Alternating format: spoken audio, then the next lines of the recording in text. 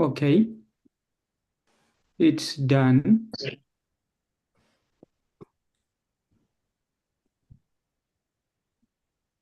Our session chair must join us.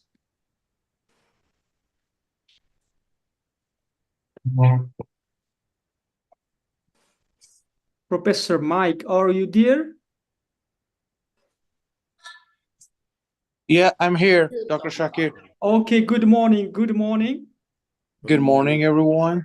And wait, I am just checking all the things. And please, if you can rename your name with your first name and the paper ID, that will be like easier for us to recognize your name on the screen. Is that possible?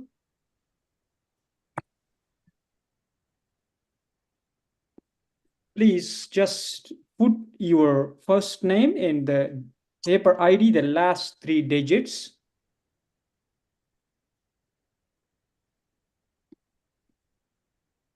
Yeah. Okay. So, Sir Mike, cái did đấy you phải看到 receive 脸 the 吗？你 schedule? 头看不见你的脸呢，马哥。调声音， Professor Mike, did you receive the schedule? 关声音了。 Yeah, I can see the schedule, sir. Okay. So wait, let me just wait for a while, please. 不听他干嘛？你听得懂吗？我理他，你哎，你们听到我说话吗？什么？你听到我说话吗？腾，那个风我就打开关了。那个唐小芳他还没有下我关了，我早就关了。你这个声音不是，小芳还没有搞好。 Just for a while, please.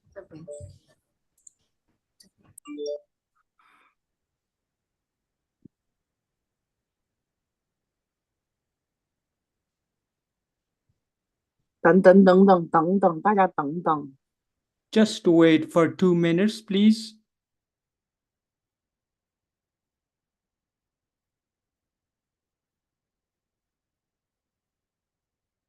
We need to make this stream live. Is a bit issue. Sorry for keeping you on so long waiting. Just wait, please. You wait.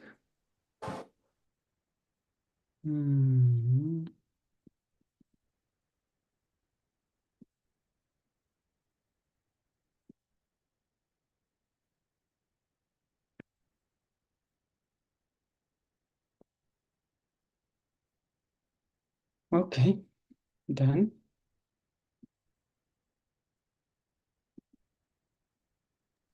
等一下好吗？还有一个唐小芳还没上来。小爱同学，开空调。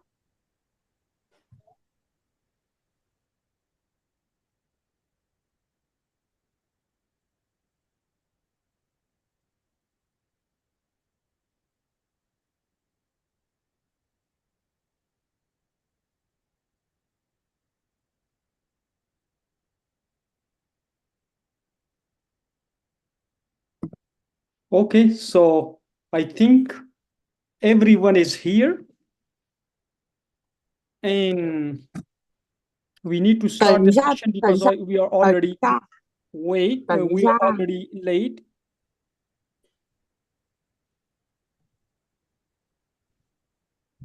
We are already so late, and there might be some people who want to present. Am I right?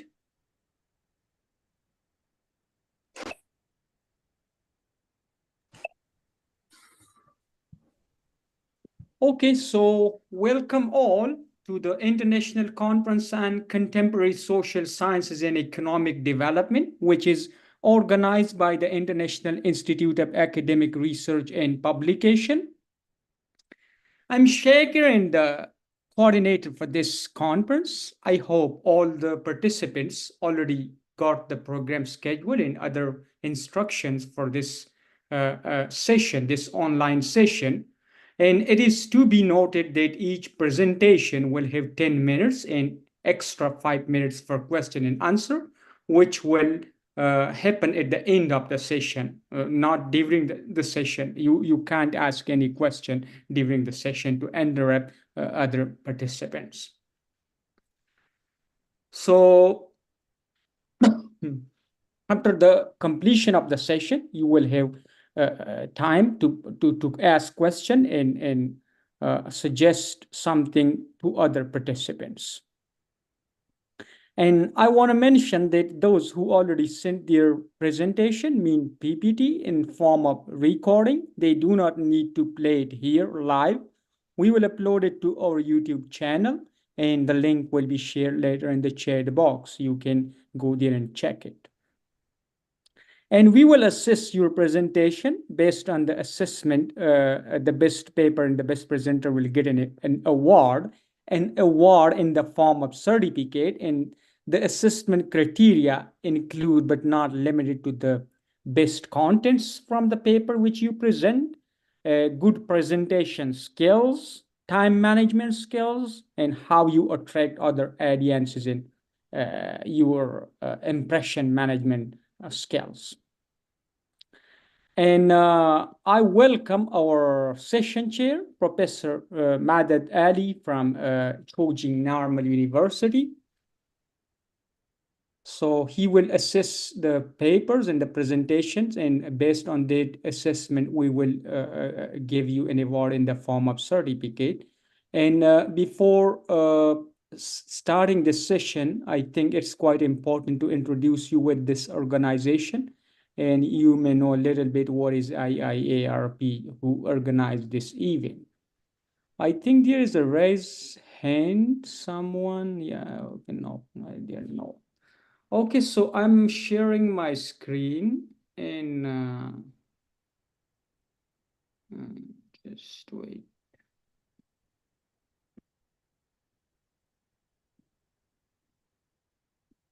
Can you see my screen?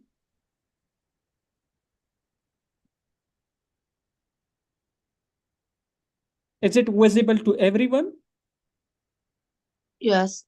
Okay, thank you so much. So this is IIARP, International Institute of Academic Research and Publication. And it is a conglomeration of academia professionals for the promotion of research and innovation, creating a global footprint. And IIARP aim to bring together worldwide researchers, professionals, which encourage intellectual development and providing opportunities for networking and collaboration. This organization is actively involved in academic networking, meeting, conferences, workshops, research projects, such as scholarships, publication, academic awards, and many more activities. Okay, so this is about IIARP. And what IIARP aim to do is focusing on knowledge. And the main objective is to attract researchers from different fields to share their knowledge and scientific breakthroughs to a wide audience under one roof. Under one roof mean whether it's physical events or online event. IIARP also deeply believes that sharing information and staying up to date is a key aspect towards success, and we can do this sharing part in our activities, including conferences.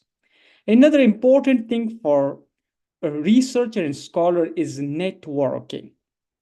Why networking is very much important? Because sometimes we lose a lot of time, we waste a lot of time for looking for solution of the problem, and we don't know whether that solution is already being found. So we can share our research finding with other researchers that they might know what's there in the existing research field. So what we basically do, we are involved in world-class networking, international and national conferences, and publication in peer-reviewed journals. So IIARP is well known for organizing academic, international, national conferences in many countries around the world, which include but not limited to Malaysia, Thailand, Japan, Indonesia, India, Singapore, UAE, Sri Lanka, Philippines, Bangladesh, Russia, Nepal, Egypt, Nigeria, US, and many more other different countries around the world. These are some of the associates such as EPRIP, F1000 Research, Taylor and Francis Group for publication, and the media partner is Conference Alert 360. So here you will get some opportunities for the publication. Is your abstract will be published in conference proceedings with on the website at F1000 Research, which is a Q1 Scopus journal, and the proceeding will get a DY and ISSN. And you can also, as author, publish your extended abstract, e-poster, presentation slide with a DY in the conference proceeding. You can also publish your paper in the international peer review Google Scholar and Doge Index journals. You can also publish your paper in Scopus and Web of Science, ESCI, as well as SSCI journals. And we recommend all the registered conference participant to submit their paper to F1000 Research, which is a Q1 very fast publication platform where the IIARP has a publication gateway, and it's quite transparent, author-oriented, and very quick. It's very, very quick and non-traditional way of publishing your research article. Later, I will discuss this briefly, but if you are interested to know more about how to submit papers to this gateway, for publication in F1000 Research, we can provide you detailed guidelines for publishing in this journal. So in the non-traditional journal, basically, an author just submit the paper and waiting for the paper to be reviewed by a reviewers who is not known to the author. But in this journal, you submit your paper, you know who is the reviewer, you invite the reviewer is like based on specific criteria, a person known to you, he provide you comments, you revise your manuscript, and if you revise it well, according to the comments, your paper is published. And again, if the two reviewers out of 5 reviewers, only two reviewers pass your paper, it's going to be indexed in Scopus. So it's quite easy, transparent, author-oriented process and very quick. If you are interested to publish or to submit your paper in F1000 Research, we can provide you detail. You can send us an email, or you can contact through email and WhatsApp number. We will provide you detailed guidelines. These are some of the examples IIARP helped publish for the conference participants in the previous issues in F1000 Research. So these are some of the criteria for reviewers, how to pre-check your paper. All these things are quite easy. So we will provide guidelines in this regard. So no worries. These are some of the past publications published by IIARP for the conference participants in Scopus, Web of Science, mostly in ESCI, as well as other top indexed journals. These are some of the highlights from previous conferences. You can go to the website www.iiarp.org for exploring more about our upcoming events. So you can see these are the online conferences previously organized by IIARP in association with other organizations in academic institutions. So thank you so much. That's all. I hope you got something about IIARP, and now I need to stop my screen share. Okay.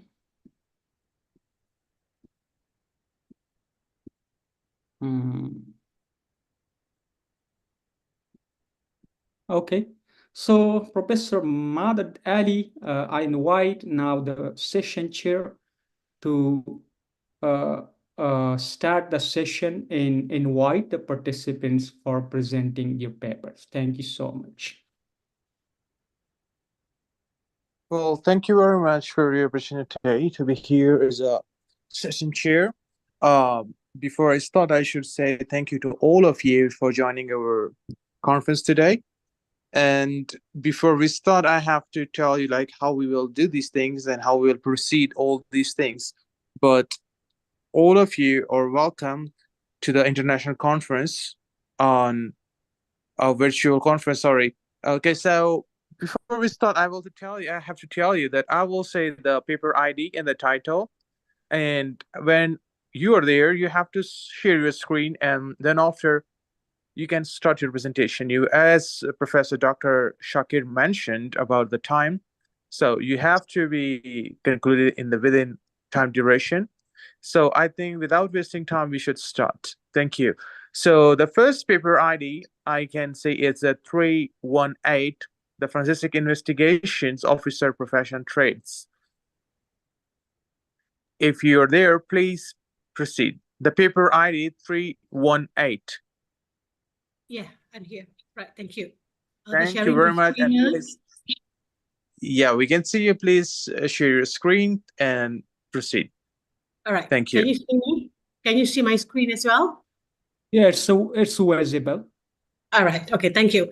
All right. Good morning, everyone. I'm Nur Zaitun from Malaysia. All right. So basically, my paper entitled Forensic Investigation Officer Professional Traits, the Malaysian Anti-Corruption Commission and the Royal Malaysian Police Perspective. Okay. Now, when we talk about Forensic Investigation Officer, all right, what are the professional traits? So in this particular research, I'll be looking into the traits that we feel, me and my team members, my researchers, feel that it is important for all investigation or officers must possess.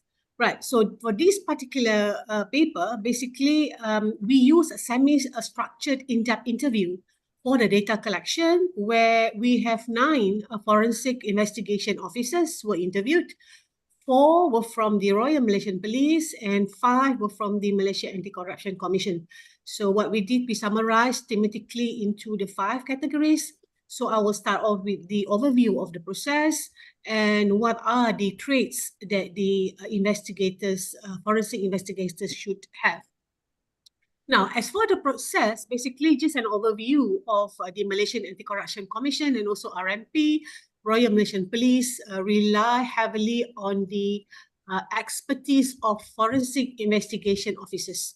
Okay, purpose is to uncover all hidden financial traits, verify alibis, and reconstruct crime scene with meticulous attention to detail. So basically, it is important for them to utilize all the available investigative techniques and rules, not just focusing on laws and corruptions. And basically, it is a comprehensive approach to effectively investigate and prosecute corruption, including collecting and examining public and non-public documents. All right, so based on our interviews, basically, I would just like to highlight a few of the quotes from the investigation officers. For the first one, looking into the term investigation. So they have mentioned that the investigation can be interpreted differently depending on the context. So the investigative officer mentioned that it involves collecting statements from witnesses and gathering evidence related to a specific case. So basically, when they receive the report, they will examine the complaint, decide on how many witnesses they need to collect statements and all that. So they also look into the relevant evidence, assess whether the case requires further investigation. So in this particular section, where they will mention whether they will have to identify whether the case is based on commercial, that is civil or criminal. So basically, if it is under civil, then they do not investigate further and advise the complainant to take civil action. So under this Royal Malaysian Police, they will look into the criminal cases and to gather all this relevant evidence. All right, so the other one mentioned about when they receive a complaint, okay, they will start to investigate, handle the case from beginning to the end. So the forensic officers may be involved depending on the nature of the case involving accounting or IT. Yeah. So basically, the forensic investigators will have their own area of expertise, whether looking into figures, that is accounting, or looking into the technological part. Now, what are the traits? All right, so basically the traits are, the first one we found out based on our interviews are skills. All right, so the 9 interviewees mentioned about skills is important, right? Because it involves exceptional skill set, techniques developed by detecting fraud and other specialized knowledge. So these forensic investigators should have knowledge and experience in management techniques, especially when it involves technology. As we know that scammers, for example, they are so well versed with the technology, which is much more advanced. Yeah. So there is the function of the investigating officer to ensure that they are always well versed with the technology. All right. Now, as digital forensic officers, this is the investigation officers number 5. That when we interviewed him, he mentioned about they have to possess understanding or skills in technology as well. So including knowledge of digital. And at MACC, this is the Malaysian Anti-Corruption Commission, they distribute case items such as computers, mobile phones, audios, and video recordings and documents to each branch. So they have different branches. And their skills relating to the respective technologies and ability to communicate effectively in court, because they have to gather all the evidence, and this evidence will be proceed by the lawyers or DPP, all right, in a court of law. So then they will start to have trials, and the prosecutors, okay, or the DPP will start to charge the perpetrators or even the fraudsters. All right, now the second part will be the investigative technique, right? So what are the techniques basically that they have to know? Computer forensics and data mining knowledge. This is very vital in uncovering technological fraud. All right, so you will see that even Bitcoin are having issues relating to fraud and etc. So a forensic investigator's work goes beyond the finding of the truth, right? So that it also helps the prosecutors to gain knowledge of criminal justice and law enforcement. So basically, these are the forensic investigators assist the DPPs, basically the Deputy Public Prosecutor, to prosecute the perpetrators in the court of law. So based on the investigation officer 9 mentioned that the investigative officers receive the usual training and intermediate level course, of course, and the MACC basically using the technique of MACPs, where they don't really interrogate, but it is more to interview of the fraudsters, for example, or the potential perpetrators. Yeah? So what do they do? Basically, this particular technique has multiple layers, and that teach how to gather information in a friendly and non-threatening manner, right? So they try to get as much evidence as possible, but not threatening the potential, or we call it as the perpetrators or the fraudsters. These are the technique that the investigation officers use. At the same time, knowledge is also important. So based on our interviews, we have gathered that knowledge of the investigation officers is crucial for forensic investigators to detect the financial crimes. So there are 2 essential skills basically that the forensic investigator must possess relating to money. That will be the in-depth analysis of financial statements and the ability to conduct investigations fundamentally.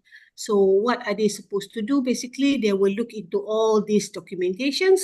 And when it involves accounting, because myself is from the accounting background, so when we interviewed most of the investigators, they also have this accounting knowledge when it relates to audit trail and also how the investigation process has been taken place. Sorry for interruption. You have 3 more minutes, so please Okay, become close. Thank you. Right. All right, thank you. Now, for the investigation officer 5, mentioning about they have undergone a competency test, all right? So preparing for the annual test and so on. All right, so now the second last part will be the work ethics of the investigation officers, where ethics refers to the moral principles, behavioral expectations, looking into the legal industries. At the same time, it is very important for the investigative officers to have high level of ethics and integrity, right? So we can say that ethics is principles such as integrity and also confidentiality. So all information must be private and confidential and not to be disclosed unnecessarily. All right, so as for the conclusion, basically we know that based on this research that my respondents were from the Royal Malaysian Police and also the Malaysian Anti-Corruption Commission officers. So we have concluded that the law enforcement agencies are advised to hire skilled and knowledgeable investigators who can potentially uncover fraudulent activities quickly, right? Leading to the prompt resolution of the cases, right? So we can see that if they have all the knowledge or the professional traits, the investigation process can be expedited, right? So at the same time, they also need to improve the quality of service and performance provided, strengthening relationship between the law enforcement agencies and also the public to reflect that they are transparent in conducting their tasks. All right, so that's all from me. Thank you. I think so I'm within the time given. Thank you so much.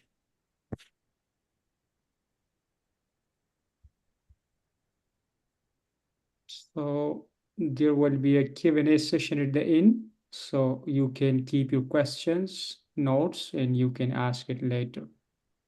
Who is the next? Professor Madad Adi? Thank you very much for the presentation. It was really good about the forest and old cases and the police. So we're gonna go to the next presenter whose paper ID is 322.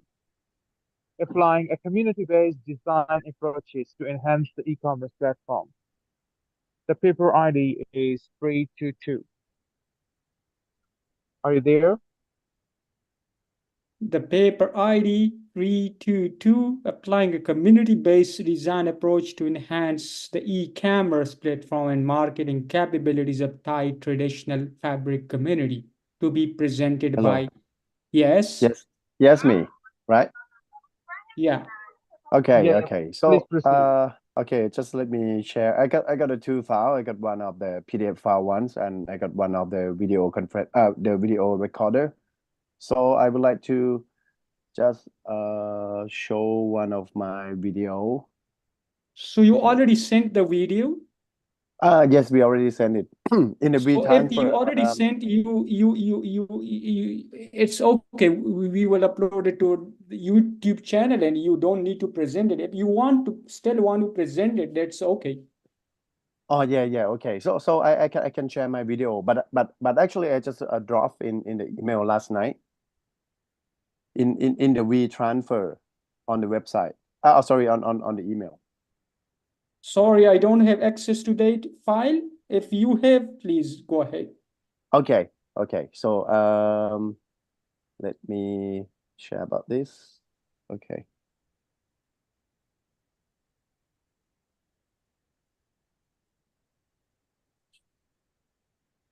Okay. So can you see on my presentation? Okay. So in my topic title is apply of community-based design approach to enhance for the e-commerce platform for the marketing capability in Thailand traditional fabrics community. So actually I got two authors. The first one is Siriporn Tarawadi and my second author or Ratanachot Tianmongkol. So if you don't mind, I will open up my video recorder for a presentation about my research for our research topics.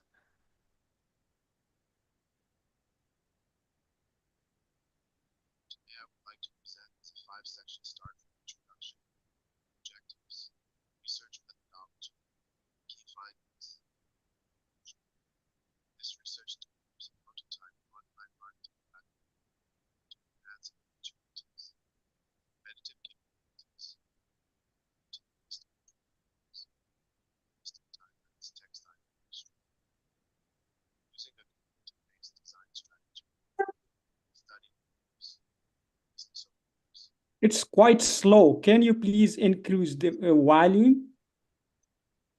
Okay.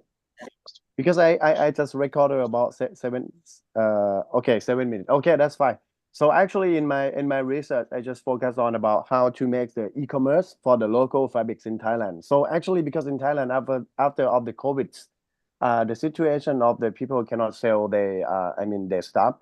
So this is a point that one of my master student try to go into the local business in northeast of Thailand. So we just focus on about the fabrics products. So that's why we just try to ask them about how the key point of their sellings, and we just try to see how for the traditional way of the products that they try to sell for the marketing points.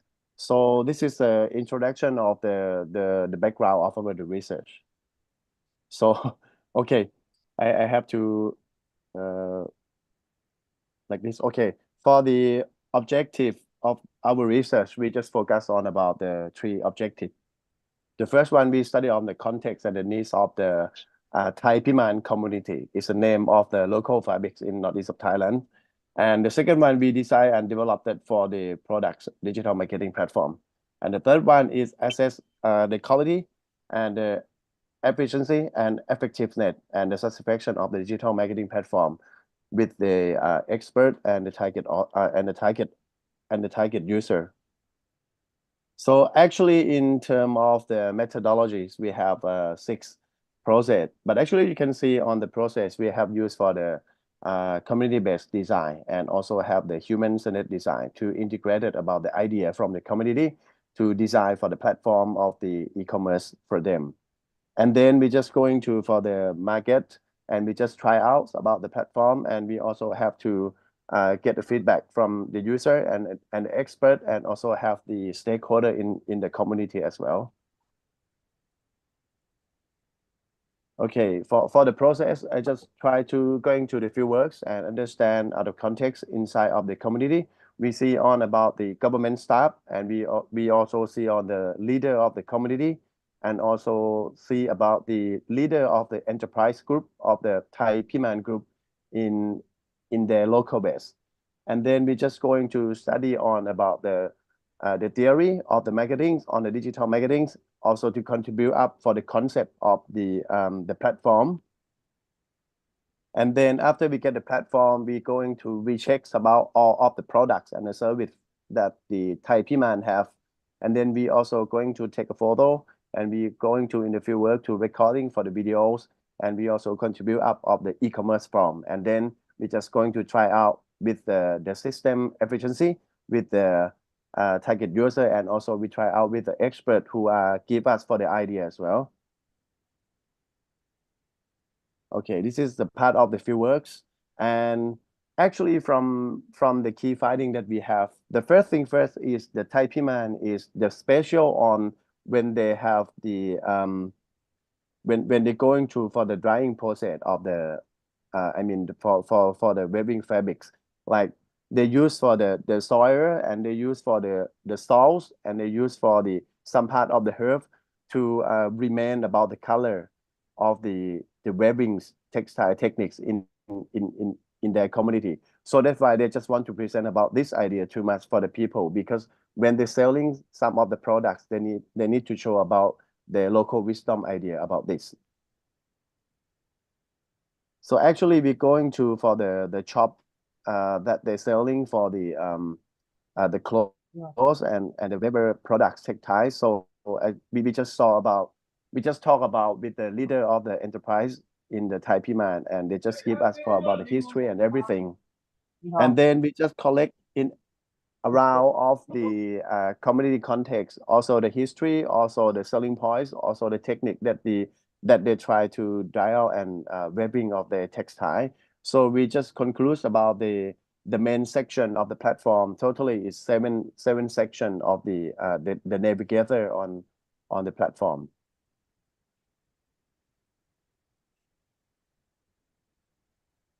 Okay, just sorry about that. Okay, and you can see about the platform design. We just design in the both of the layout on the desktop screen, and we also design for the mobile screen as well.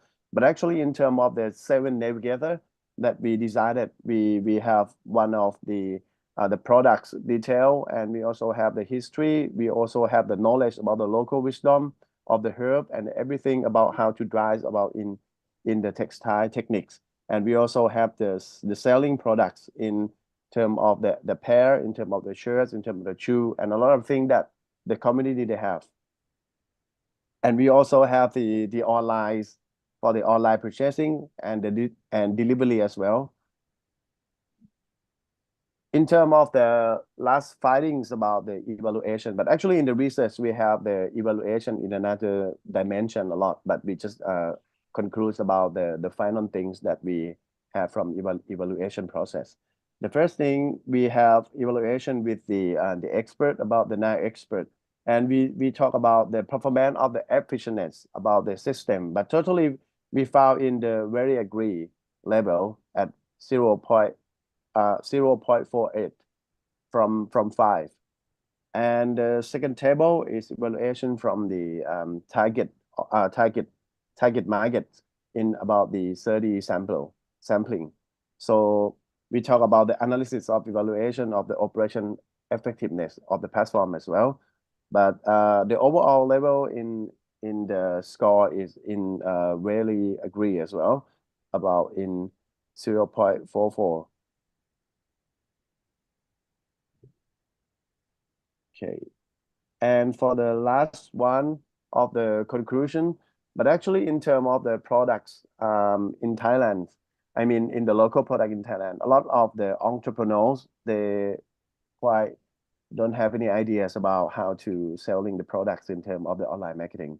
So in this point, we try to make our research is some kind like the prototype for the most of the community who are selling about the local products, can be applied in the platform and can be used to use our platform to be the mother of the marketing platform for the local information, for the local products in northeast of Thailand as well. So this is a total of our research, and thank you. If you have any questions, you can ask me. Sorry about that, because actually I planned for open for the record video, so that's why I just not prepared for my presentation a lot. Sorry about that. Okay. Thank you so much. Thank you. Thank you. Thank you. And we will have a Q&A session at the end. You can ask your question or suggest something at the end. Thank you. Okay, so who's the next? Professor? Are you available? Are you with us? Yes. You mean for the next presenter, right? No, sorry. I'm calling the session chair. Oh, okay. So, okay. So I can ask you. So after from my presentation, I have to send my recording video to the secretary of the organizer, right? Yeah, by the email. info@iarp.org. You have the email, so you can send it there. Oh yeah. Thank you. But I just sent last night, but I'm not sure. But I will reply again. Yeah, it's okay. I think you can just send it again, and we will find it there. Yeah. Okay. Thank you. Okay, Professor. So who is the next? Please go ahead. Okay, can you hear me, Shakir? Yeah, sure. Okay, so the next presenter we have is paper ID is 325. The livelihood diversification of farmers and herders in Tibetan area of Sichuan, China. Is that one right? Yes, sir. Okay. To be presented by author Asha. Are you available? Asha 325 paper ID from the University of Malaya, Malaysia. Are you available? Asha? Professor, can you check his presentation is Maybe it's online already or just. No. It's, I think here I can see a name, Aisha Al-Kabi. It's the same person. Okay, so no Hi, problem. how are you? Assalamu alaikum. Walaikum salam. My presentation is about communication strategies of the governmental communication center. Okay, sorry. So you are not the one we are looking for. Yeah. Thank you. Yeah. Okay, please Okay. wait for your turn. So, Professor, we need to move ahead with another one. Okay, thank you very much, Doctor. Okay, now the next presenter ID is 328, Communication Strategy of the Government Communication. Yeah, this is the one. Aisha Paper ID Al-Kabi, 328. 328. Please go ahead with your Aisha Abdullah presentation. Ahmed Al-Kabi. Yes, it's me. Okay, please share your screen and start your presentation. Okay. Thank you. Okay, just a minute.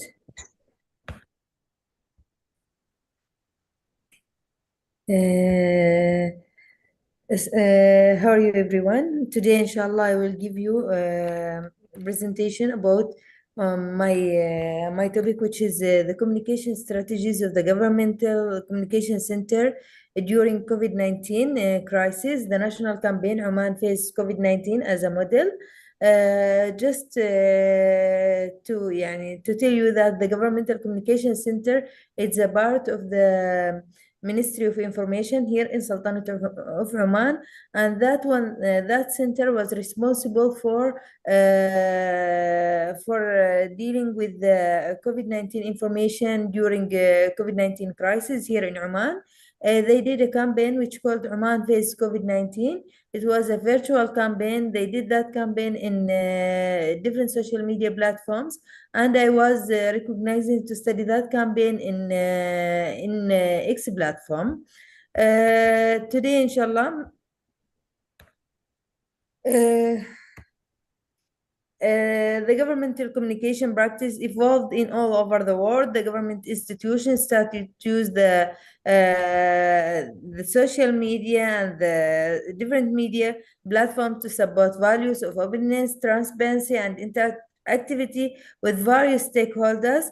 The governments use that platforms to decision making, improve service delivery efficiency, and faster dissemination of information.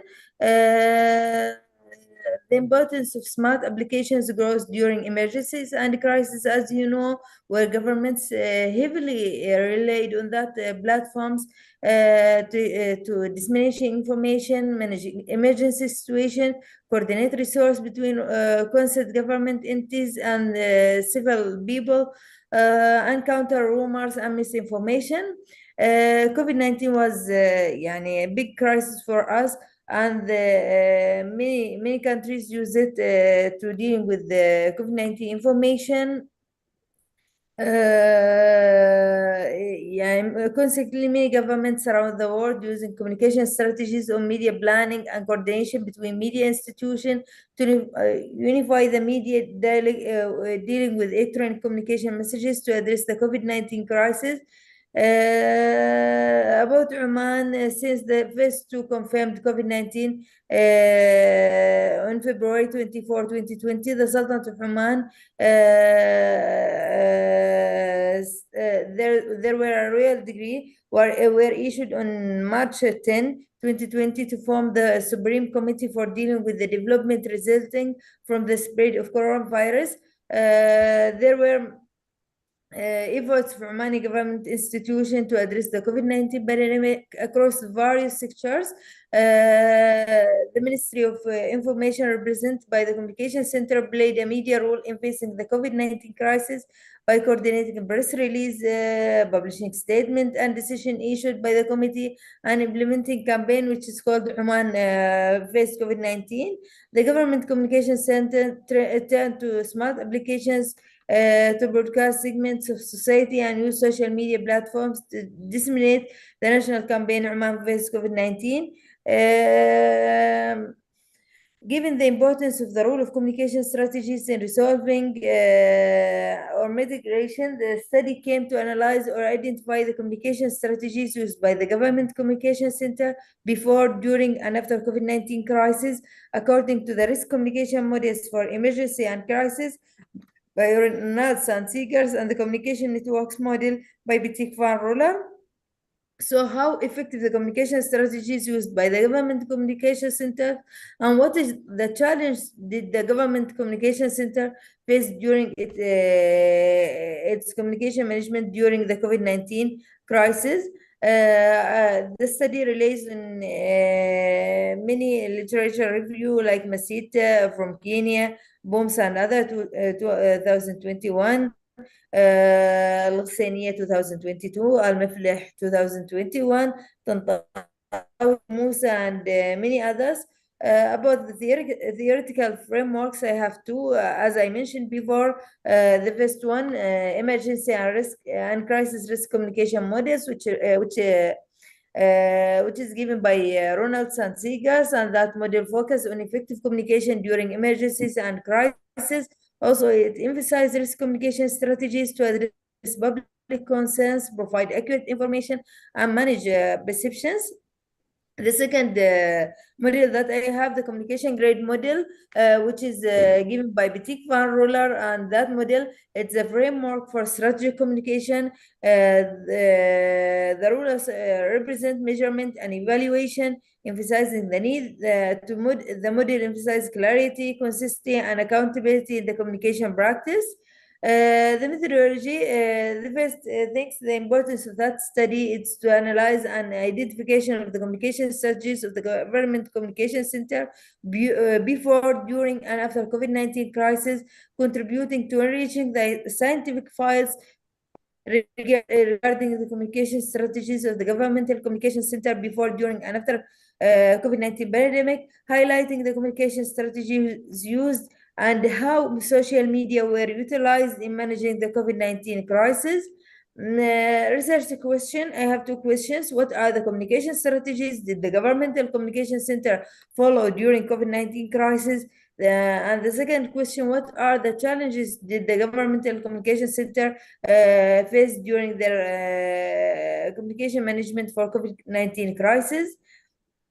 Implementation, I used two methods. The first one, semi-structured interview and content analysis form. The content analysis, the total samples of the content analysis were 337 posts. And I have a semi-structured interview. I have 5 organizers from the national campaign, from the staff of the national campaign Oman Face COVID-19. About the result that I got from my my study, first of all, I divide the result into two. According to the communication strategies, the first one, communication strategies according to the communication grade model, and the second one according to the crisis and emergencies risk communication model.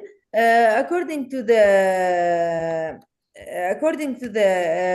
communication grade model, I found that the strategy information where the high strategy were used in all phases of the crisis. As we see, it was 67% in the phase of the crisis, entitled phase 65%, crisis continuation phase 61%, and 76% in the crisis resolution phase.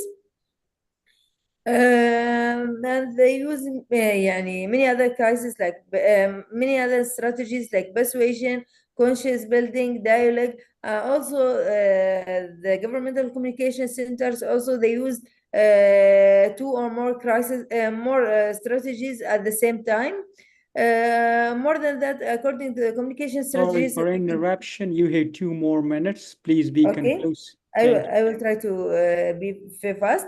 According to the crisis and emergency risk communication model, the highest strategy were used clarifying governmental procedures, and also they use reduce ambiguity strategy, promoting effective behaviors, and many other strategies, as I will show. For example, clarifying governmental procedure strategies.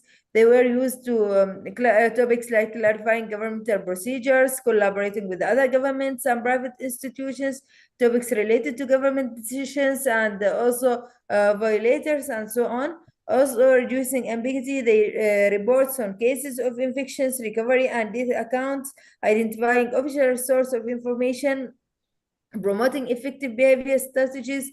Also, they use empathy and encouragement strategy, rumors and misunderstanding corrections. They can rumors account for 80% and clarifying rumors for accounting for 20%. Providing advanced and recommendations strategies. They giving psychological advice, health advice, and behavior advice. What's more, reassurance message strategies, warning message strategies, and only they use one post, which is include the danger messaging strategies about the challenges that faced by the governmental communication center. It was the insufficient number of campaign team staff, work stress at that period, delay in receiving news from the Supreme Committee, and lack of clarity of that news that they gained from the Supreme Committee. About the recommendations, I suggest that develop a proactive national media strategies specific to emergencies and crises according to the specific scientific model, anticipating events and dealing with national and global developments in professional management to overreaching umbrella for specialized sub-strategies in various fields. Also, I suggest that I recommended them to identifying official spokespersons specialized in crisis. More than that, formation of comprehensive crisis team headed by the Governmental Communication Center consisting of media departments, staff from various government institutions, receives regulars and contributed trainings, and it's activated as soon as detected. That's all about my presentation. Thanks you for your time. Thank you so much. Thank you for your presentation, and we will have a Q&A session at the end. You can ask question or suggest something at the end. Now, please, we need to move to the next one. Well, thank you very much for the effective government communication of between government and other agencies during COVID-19. So now it's time to move to the next presenter. This presentation ID, paper ID is 326. Utilization of the Embera language through literacy premiers to primary schools. Presenter name is Ernesto. I'm sorry, I cannot pronounce it. It's like French. If you are there, the paper ID is 326. Paper ID 326. Are you available? Paper ID 326, revitalization of the Embera language through literacy primers for primary schools in Aldusino. Are you available?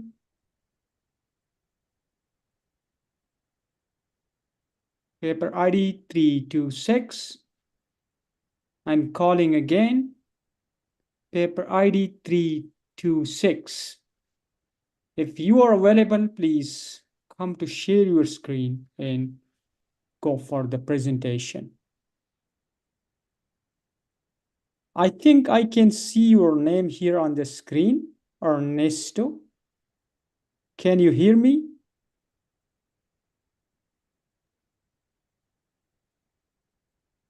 Ernesto, can you hear me? Yes, I can hear you. So you already sent the video, so you don't want to present it now here, right? Right now. So you want to present it or not? Yeah, I'm going to present it. So please share your screen and go ahead. All right.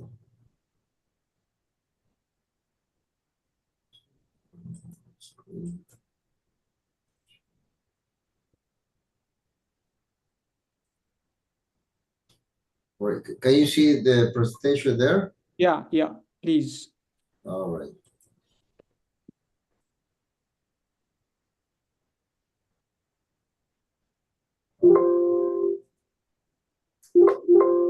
It's okay there? Yeah, please. All right, my presentation is revitalization of the Embera language through literacy primers for primary schools in Alto Sinú. I am from Colombia. We are presented this investigation based on the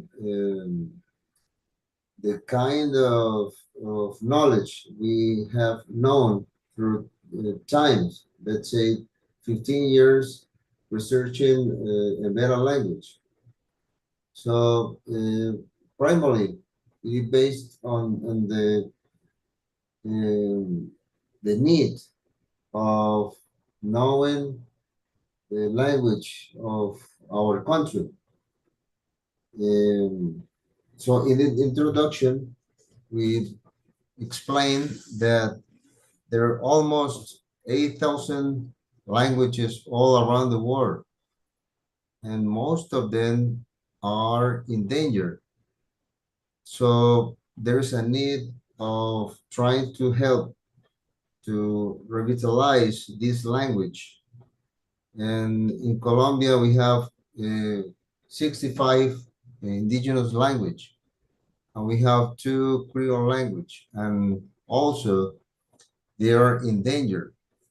So I am working with our research team in Universidad de Córdoba, and our research is based on this need of preserving the language.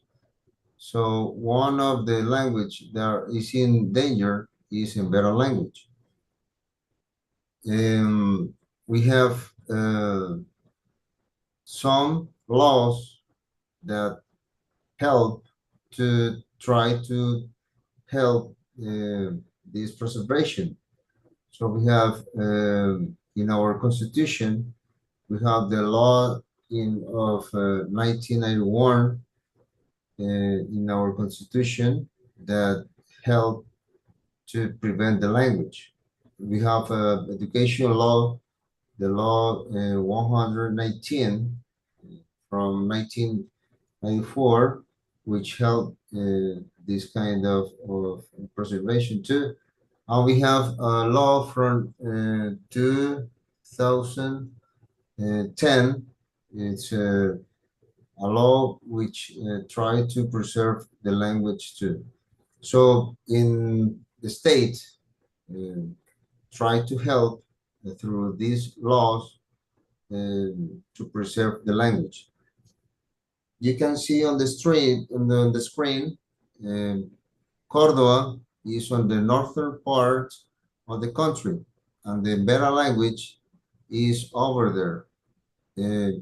It is estimated at least 8,000 people from there in Embera language, children and young people, who most of them speak the language, but children are not speaking the language. They prefer to speak in Spanish. So we see that need. So we try to help to maintain the language itself. The dam, they constructed the dam there in this territory, and it in the construction of the dam, let's say the people live there, and the construction of this dam tried just to move the people from there. They were native, and they have oral speak, and their language there does not based on any kind of writing. It is based only on oral speaking, and that it makes was to move the people from this place, and they have contact with Spanish people, and it also try to help the people to speak Spanish instead of their own language. When you can see there, and there are 38 teachers from this culture, the Embera culture, and we use the knowledge we have in linguistic knowledge and the writing knowledge to try to preserve the language. At the university, we have Ivan Antonio, and he was the first Embera speaking person that was graduated from the university, and he made a career there. He started social studies, and he finished there for 5 years, and he was the first person. The other were normalistas, they called it. So for this research, we have a method. First, it was the design science research. We have the problem, try to promote the language itself. The objectives was first the linguistic knowledge, let's say phonetics and phonology and the syntax and the grammar of the language, the design and development. So we have to try to know it's let's say in a better way what was the language itself. And we have to, in the evaluation, we use this knowledge to try to create words, letters for the language, because they were not just orally, but they didn't have any kind of writing system. So as you can see there, we have the Embera population, the oral knowledge. We have to try to record their speaking.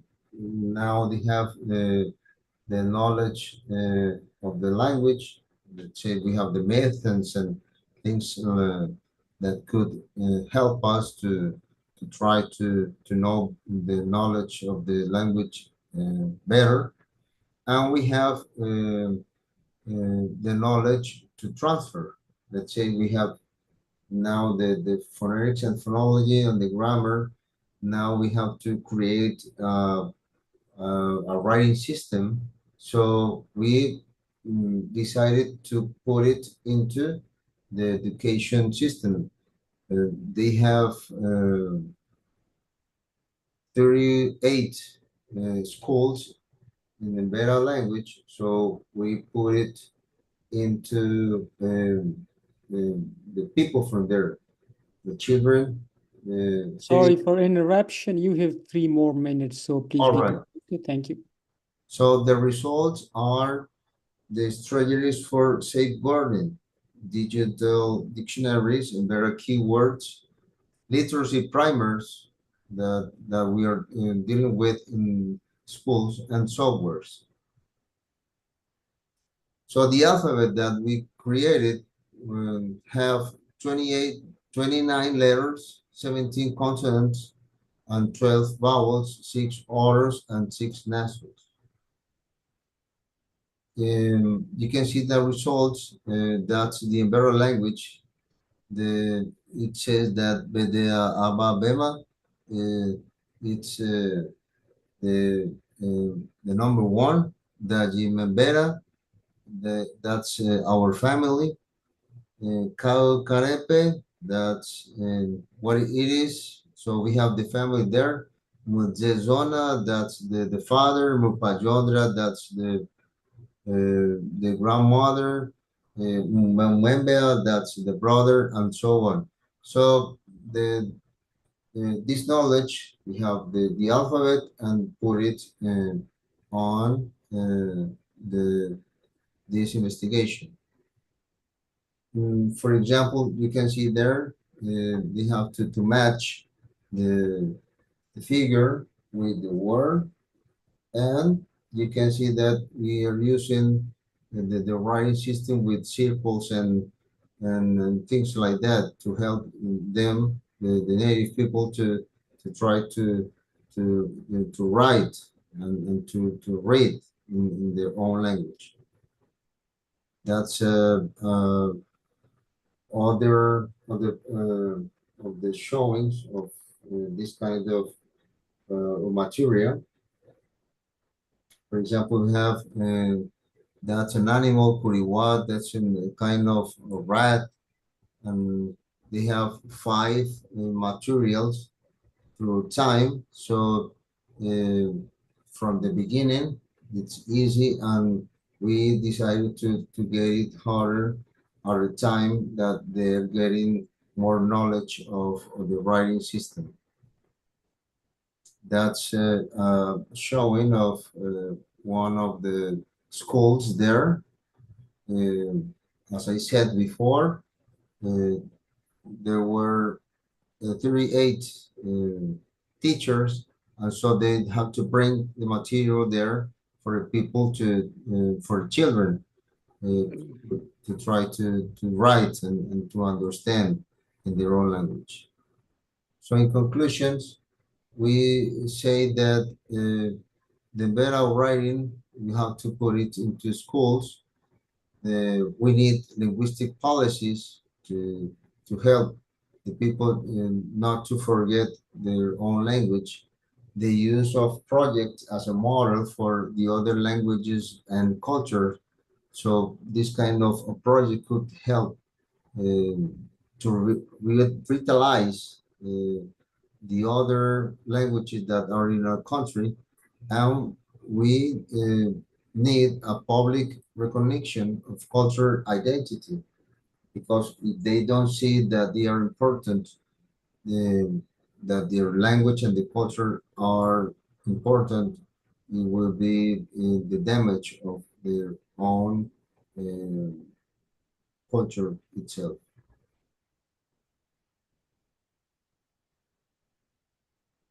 Thanks.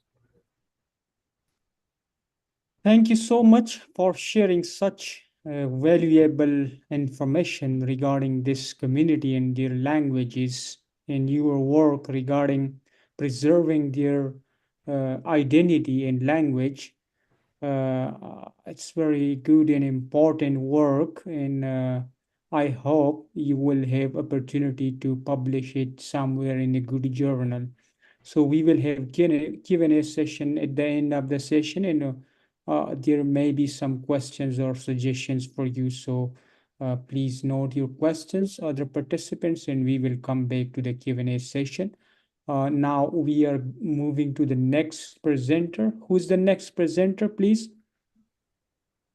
Thank you very much for your presentation. It was too valuable about the language existence and the consistency, the local culture.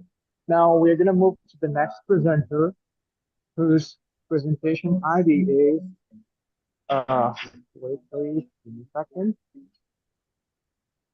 324 is not available, so please skip it. Okay, sir, thank you. So 324 is not available. The next presenter is 334, right? Yeah, 334. If I'm not wrong, yeah, it's 334. Yes, please. Exploring the obesity prevalent among Taiwanese adults. Huang Qi Chen. If you're available, please start. Huang Qi Chen, are you available? Huang Qi Chen.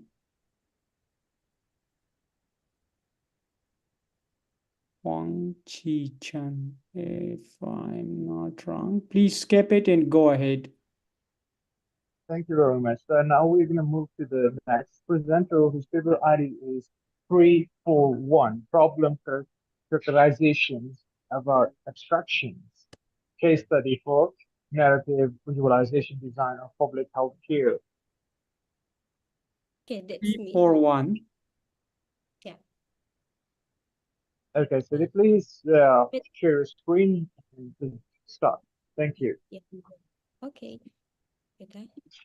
Um,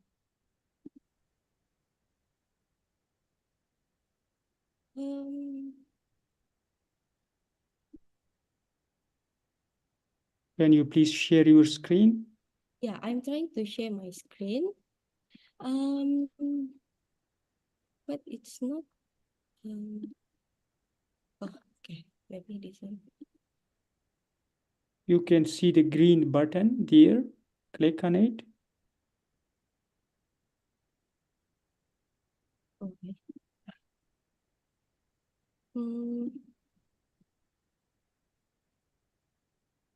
Okay.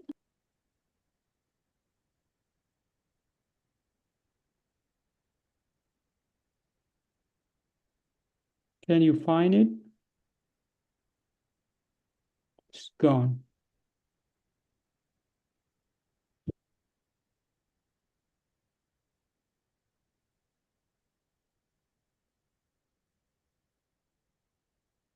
Maybe there's an internet issue.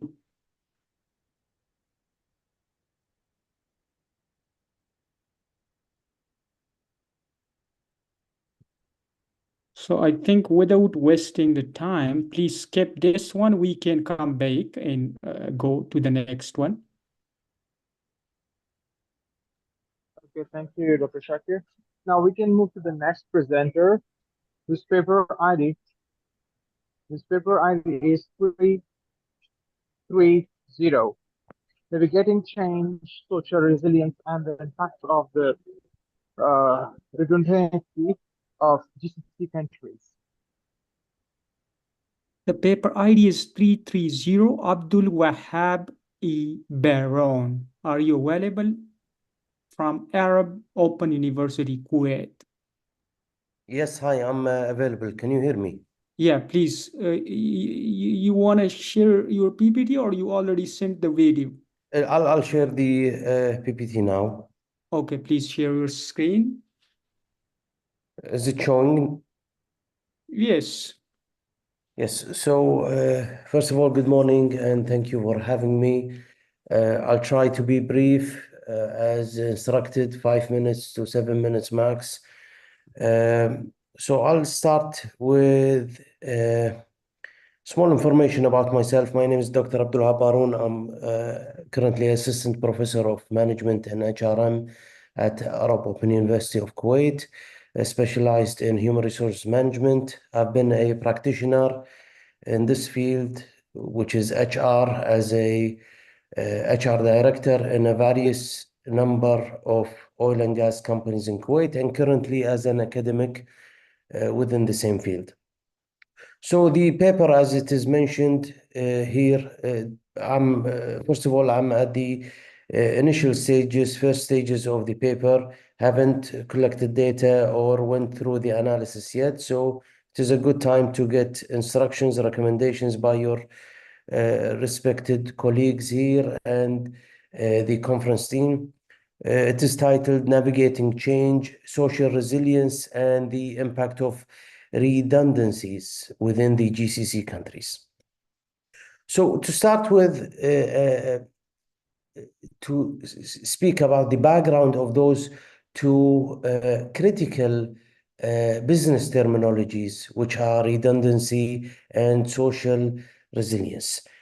So the business terminology of redundancy, and from a HR perspective, it refers to the dismissal of employees without specifying any clear reasons. So reaching out a level whereby we terminate employees without being clear about the reasons behind that specific action. Now, this arises when employees are made redundant due to that their roles are no longer needed. It could be related to changes within the economic condition, adaptation of new technologies, or sometimes restructuring those institutions or organizations. Now, research problem So according to the literature and according to the humble readings that I've made in the previous month based on Valagra, Quintana, and Figueroa 2021, the GCC countries, of course, the GCC countries here we refer to the Gulf Cooperation Council countries, which are within the Middle East region area, countries such as Kuwait, Bahrain, KSA, and those countries, has experienced several redundancies to several key factors. One of those, three of those factors, of course, we have more than 16 factors, but the most critical ones are those three presented here. Persistent low oil prices that put pressure on the domestic financial systems. Then the shift towards the economic diversification. Here we refer to the economy of Saudi Arabia, the quick diversification, the quick changes that occurred to their economy within the previous 5 years, of course, could lead to redundancy. Technological innovations or advancements such as automation and AI getting involved within the market could reduce and take us to that specific area whereby we see a number of redundancies. Now, significance of the study, paying a particular attention to the fact that job losses presuppose stability to the economy and the general norm or the healthy situation of the economy or the environment within that specific country. The high unemployment led to rapid growth of social and economic problems among people that get involved within the unemployment campaigns, protests, and low consumption, which simply resulting a reduction of the economic growth. Of course, this investigation will demonstrate a record of the answers of those people's families, small communities that faced that labor change situation, and hopefully the study will assess the efficiency of the social welfare nets against the pivotal events of the joblessness. So we here also refer to the governmental contributions towards those people whom are facing redundancies. So research objectives is to analyze the social impacts of redundancies on affected communities within those countries, examine the mechanisms of community resilience and the adaptive strategies following losses, to assess the effectiveness of existing social safety nets in mitigating the diverse effects of redundancies. So literature have simply covered some of those cases whereby redundancies has been occurred without any reasons, and something to mention is the action that has been implemented by the UK government almost 1 year ago is to establish a employment tribunal system, which is simply having a smaller courthouse, a smaller institutional courthouse to reduce the number of those issues that occur throughout the life cycle of those employees.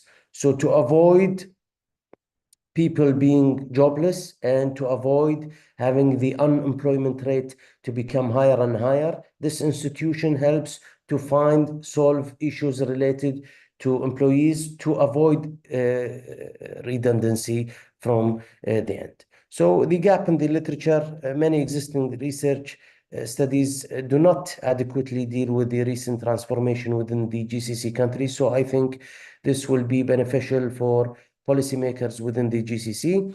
And there is almost no to little in-depth analysis of selected communities that are tied and relied on oil and gas sector and the GCC, the GPT that relies on that specific industry.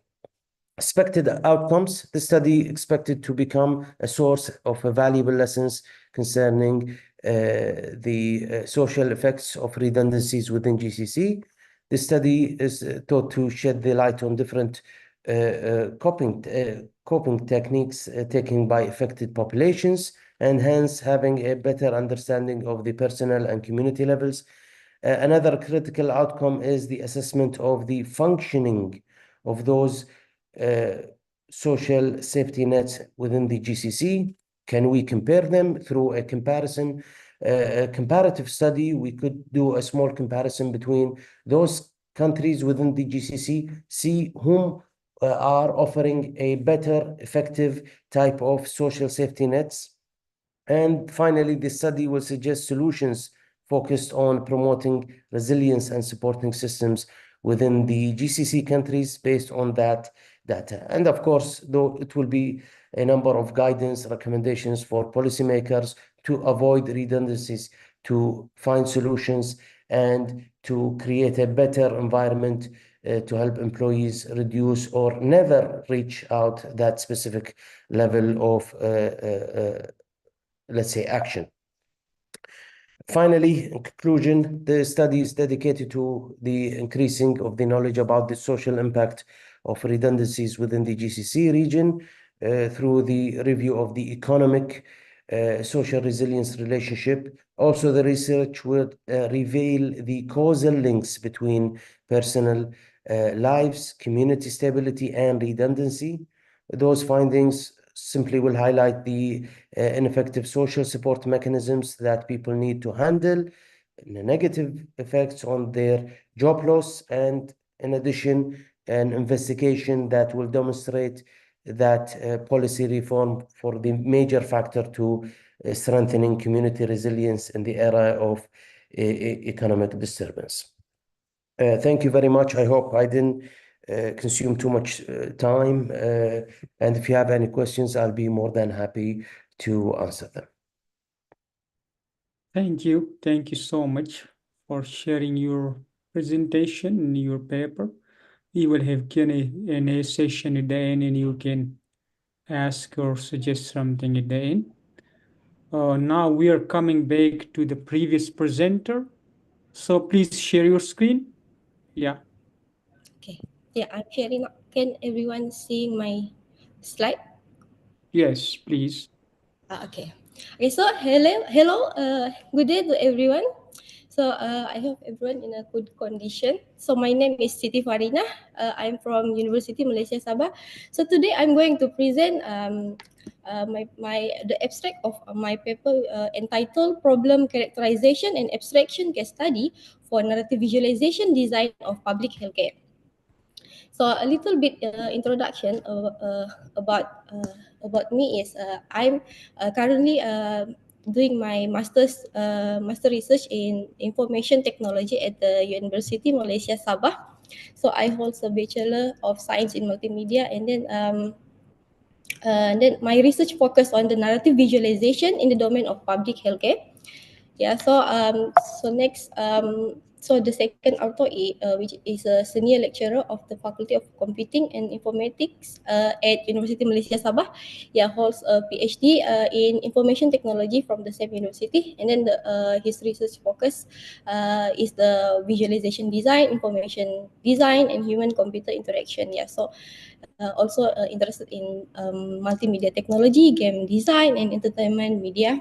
Yeah, so he is currently supervising my research, which is narrative visualization in the domain of public healthcare. Yeah, so move to the main part of this presentation. Yeah, which I'm going to explain my the abstract of our paper, which is our motivation, problem statement, proposed solution, our research methods, the results, and the significance of this study. Yeah, so what motivates us to conduct this study? Yeah, this is because we observe a critical need for effective communication of health information to citizens.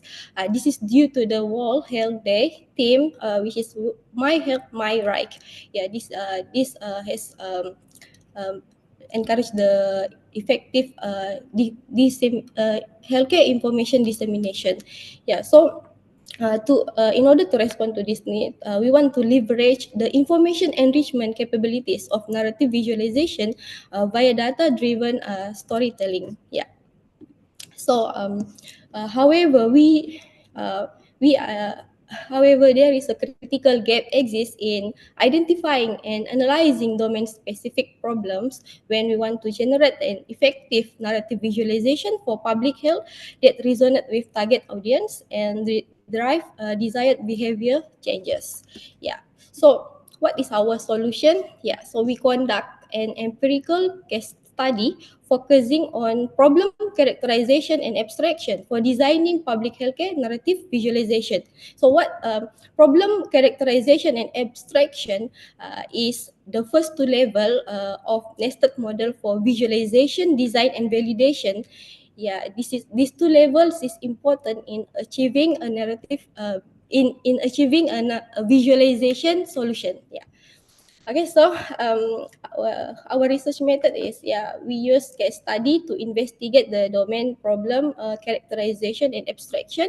The instrument we use is interview. Yeah, we have interview session with semi-structured question with our domain expert lah. And then the analysis method we use is fully qualitative. Yeah, we analyze using thematic analysis of interview results and organize it using a data user task design triangle model. Yeah. So our study uncovered two major task requirements, which is exploring non-communicable disease and adopting healthy lifestyle habits. And also three design consideration, which is data accuracy, visualization literacy level, and cultural sensitivity. Yeah. So our study, the significance of our study lies in its potential to guide the development of narrative visualization solutions. Yeah, so visualization designers, healthcare media, and data journalists can leverage our problem abstraction as the groundwork for future narrative visualization design solutions in the domain of public healthcare. Yeah. So in conclusion, our study addressed a critical gap focusing on identifying and analyzing domain-specific problems in public healthcare narrative visualization. Yeah, so we conducted an empirical case study using semi-structured interviews with the domain experts, and then we successfully identified the main problem to by utilizing the data user task design triangle model. Yeah, so we have we have revealed two major task requirements and three essential design considerations, and then our works provide the foundation for tailored narrative visualization solutions, and then also the valuable resource for future narrative visualization design. Yeah, so that's all from me. Thank you. Thank you so much for sharing your paper. And we will have Q&A session at the end. And that will be for question and answers. So we need to move to the next presenter, please. 338.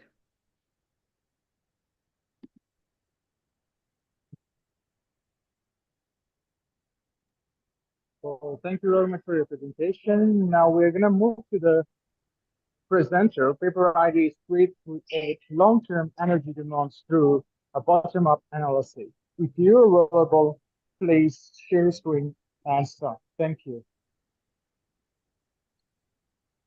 338. Paper ID 338.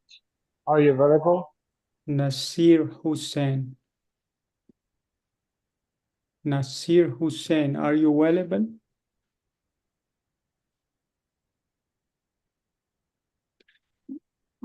I don't see him on the screen, so maybe this is a video presentation. I don't know.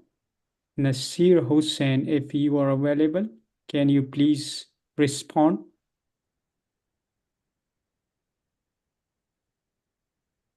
Hello? Hello?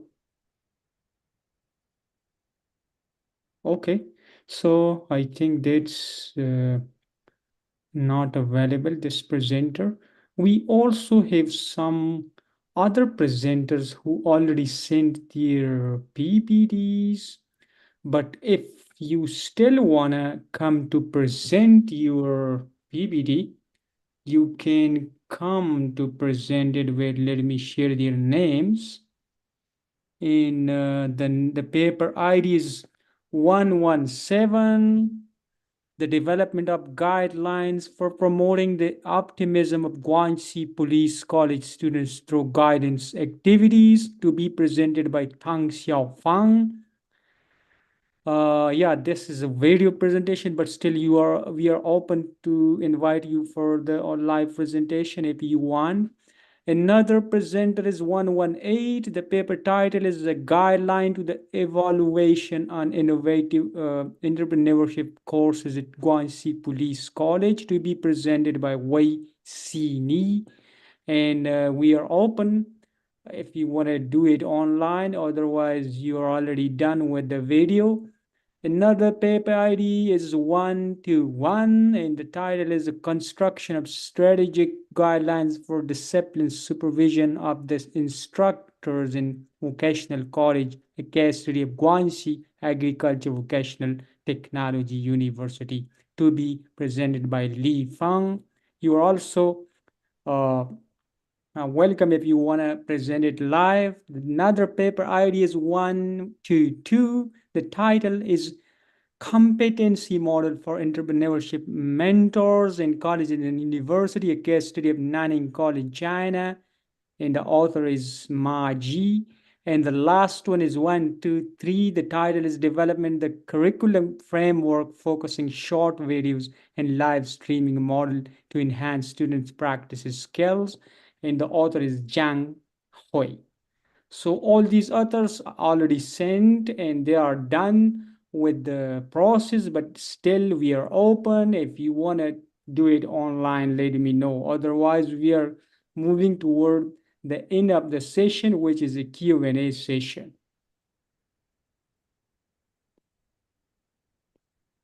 Okay, so I think we are done with all the presentations. And Professor Mike, now is your turn. You can invite them to the Q&A session, and I hope if they have any questions or suggestions for participating in this session. Well, thank you very much for giving me the opportunity to have comments and end up discussion. Well, first of all, I have to say thank you to all of you for sharing your valuable researches and knowledge here. And really appreciate your time, which is spent on conducting these studies and contributing to the science and literature. So now our session is gonna move to the end and Q&A session. If you have any question regarding the presenter research case or any question from the Dr. Shakir, please feel free to ask. Now we are gonna move to the Q&A session. Thank you very much. Feel free to ask any question, any query you want. Thank you so much for announcing this Q&A session. And yes, we are open for the Q&A session. If you have any questions from other participants, or if you want to give them some suggestions, or if you want to ask any other things from the other participants, we are open. And we are also open for questions related to the conferences and other things, papers, publications, or other things. You are free now to open the question. Yeah, please. Any question? I think you are quite silent, so I have a question from the paper 362. Paper 362, are you available? Ernesto, Dr. Ernesto, are you available? Yes, I'm listening. Thank you so much. Your study is very much important. It's regarding the preservation of the Embera languages. and it's very interesting study. So my first question is for my own information, or do you belong to this ethnic group? No, I'm a teacher. I am a black person. They are indigenous. Okay, so you are not, you don't belong to this ethnic community. No. Another thing is that you said that the language is in danger and like it's disappearing, and the people are like dominating by other languages. So can I ask that is Spanish still the national language over there, and what are the government policies, and whether it's still a kind of colonization that still continue in the system, and they are not like systemically allowing the indigenous people to promote their culture, and all these things are dominating their identity and even their languages. Right. So we hear Spanish the official language, but the state says that they respect the own language, the indigenous and the Creole language, and they can use it in their own territories. But the problem is that you know that they are these kind of communities are let's say they don't have the technology and the development that we have here in let's say in the city, because they live there abroad in rural territories. And when they have this kind of contact with us, they believe that we are more important than them. So they try to change sometimes the way they behave, the way that they have things in their own culture. That's the problem with the children, because ancient people and older people use the language, but most of the new generation see that we are the Spanish people that use Spanish and the culture are more important. So they see that it is better to speak in Spanish instead of speaking their own language. So that's our way that we see that in the future, maybe they will not speak in their own language. So we try to use this material for the younger people to show them that their language is beautiful, right? And they are beautiful and they have to use it. And that's our mindset, that the way we think that we can develop the research and try to explain them that they're important and their language and the culture are important. And that's the way we are developing there at the university, because it's not easy, because for example, they didn't have let's say the books and any kind of material, that the written material. When they are using that, they see that they are important. We have using other kind of things that could help them to think that they're important. The technology, we use things for using cell phones and things like that. And one of the things that is bringing pages and books and things like that to try to show them that they are important. That's the way, and I think that's one of the things that we could help them. But it is on the decision to to continue using that. Thank you so much. So you mean that the Spanish is still a dominant official language taught in colleges and universities, and the young generation is more oriented towards Spanish rather than focusing on their own language. Am I right? You're right. Okay. It's really, your research is very interesting, and I hope that your paper which you are writing or editing it will be published in a good journal. And if you need any help, we are available to help you get published this important research to get people know about this community and their languages. All right. Thank you very much for saying that. Thank you. So any other question from other participants?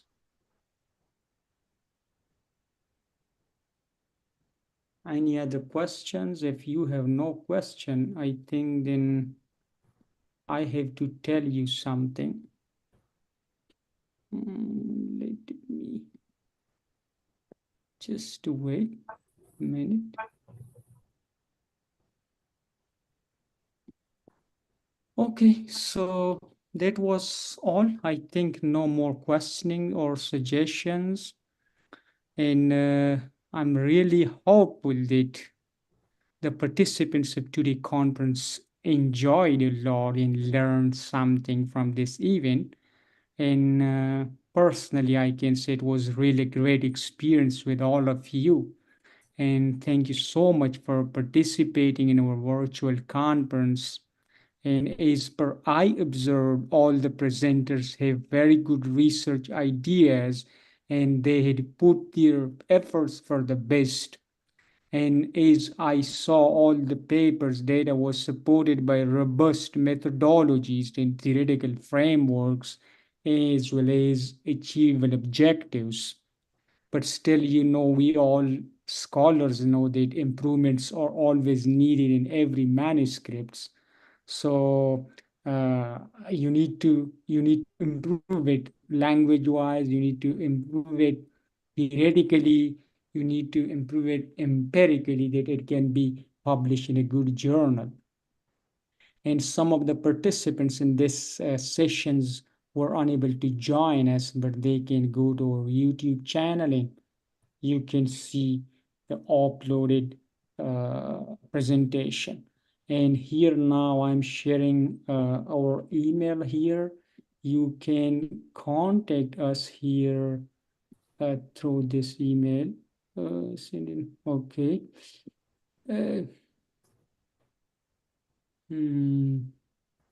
Meeting. This is our email. I'm sharing here. You need to note it and ask for any question regarding anything else, and your certificates and proceedings will be sent to your email. Don't worry about that. If you have any other question regarding publication or other things, you can send us an email, and I'm sharing our WhatsApp number, my WhatsApp number. You can add this number. I think it's very important for you to know about upcoming opportunities for you. So here is my WhatsApp number. 11 37 96 3849. This is the WhatsApp number. I hope everyone is using WhatsApp. It's very important aid for communication. So this is our WhatsApp number, and you can add it. We will inform you about our upcoming events, conferences, workshops, scholarship opportunities, publication opportunities, and many more things.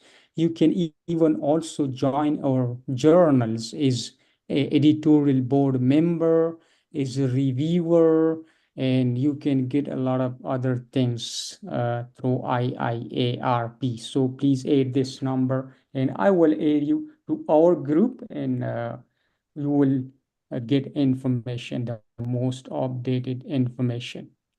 Sorry, name, please. Oh, I'm Shakir. I have a question. Yeah. I don't know if you're from India. I'm from India. Where you're from Malaysia? I don't know. I'm from Pakistan, All basically. right. So Yeah. I see that there are also so many languages there. How are you dealing with these things that you have varieties, and how do you see the problem of endangered languages there? I don't know. There are a lot of languages. You are quite right. And many languages are in danger, such as they don't have any writing system. And unfortunately, there are not great people like you who are working on these problems. So, it's not only this country, but many other countries where indigenous people are facing all these problems while losing their identity, their languages, their culture because of the domination, that they are dominated systemically by other dominant languages, culture, and system. Right. So, yeah, we can discuss all these things if you want to add our number, and we can be connected. We can do many things. We can discuss. We can be in touch regarding scholarly stuff. Yeah. Yeah. All right. Thank you. Thank you so much. And yes, so these are our contact and number as well as email. You can contact us regarding anything else, upcoming opportunities. And now, if I want to ask you all, if you and me as well, to open your cameras, and can we take a group photo with the smiley faces?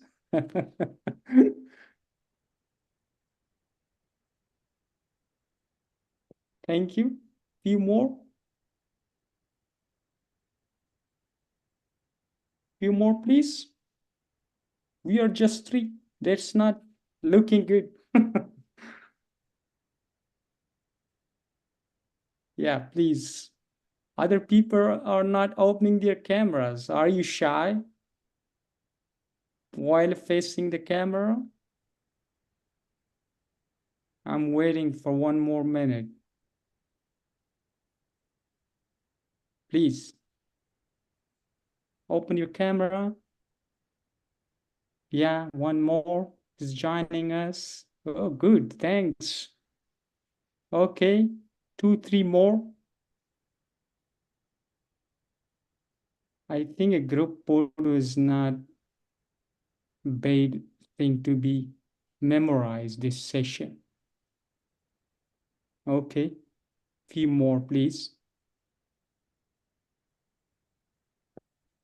Let's memorize this session with this group photo.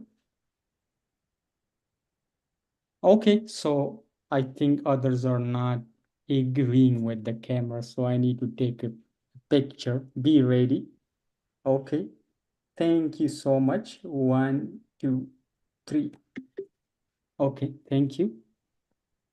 Okay, I'm still available. If you have any other questions, we are here for 2 more minutes, and then we will wind this session up.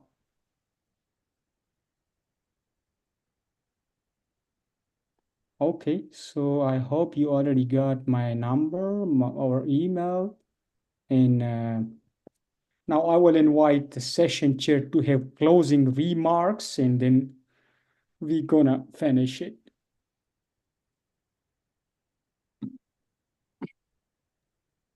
Well, thank you very much, Dr. Shabir. Today's session it was impressive and so much knowledge. It was too good for me, especially. So now we're moving to the end of the session. And thank you very much. I hope to see you all again, and good luck for your upcoming research. Thank you very much. Thank you so much. So it's done. I wish you a very nice day, and see you again in the upcoming events. Thank you. Bye-bye. Right. goodbye, and we keep it in touch. Yeah, sure. Thank you. So please add my number. Thank you.